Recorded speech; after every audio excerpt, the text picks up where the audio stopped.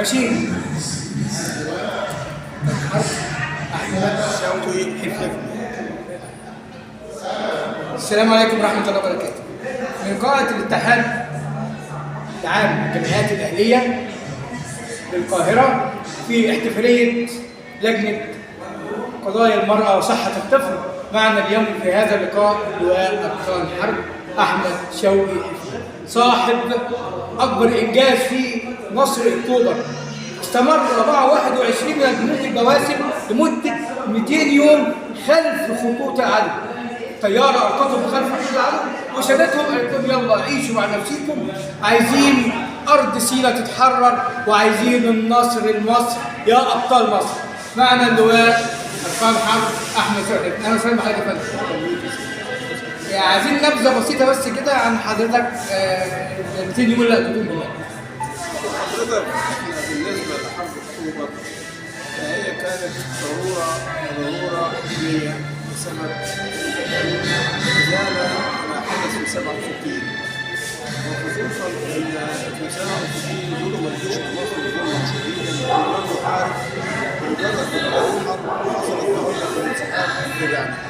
لكن احنا كنا من استعداد لتسليم حرب أكتوبر.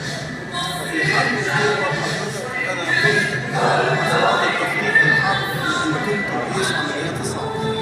إن شاء الله.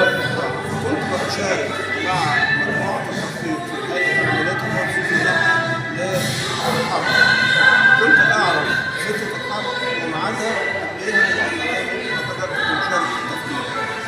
ولما قامت الحرب اشتركت في الإدارة ضمن عمليات الصعقة أنا وزملاء الأعزاء مصطفى كامل وهبة القنطاوي، وكنا بنتناوب كل واحد 8 ساعات في إدارة عمليات الصعقة تحت قيادة قائد وحدات الصعقة. والله يا فندم يعني قدر حضرتك النهارده شرف يعني لينا احنا اولا وشرف لكل المصريين، لان النصر اللي حصل دوت وفعلا نصر لكل المصريين، وانتم ضحيتوا بنفسكم ودمكم في سبيل تحرير ارض مصر.